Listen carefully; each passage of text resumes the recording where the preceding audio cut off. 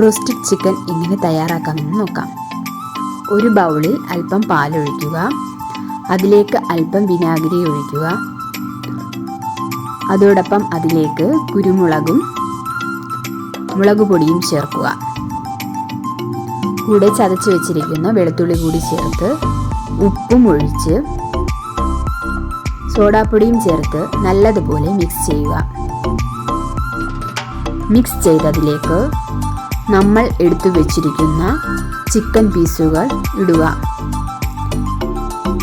ഇവ ഇട്ടതിന് ശേഷം നല്ലതുപോലെ മിക്സ് ചെയ്യുക. മിക്സ് ചെയ്ത് 6-7 മണിക്കൂർ സെറ്റാകാൻ വെക്കുക. ഒരു ബൗളിൽ മൈദാ മാവ് എടുക്കുക. അതിലേക്ക് അല്പം ഉപ്പിടുക. വെള്ളവും ഒഴിച്ച് തിക്ക് ബാറ്ററാക്കി എടുക്കുക.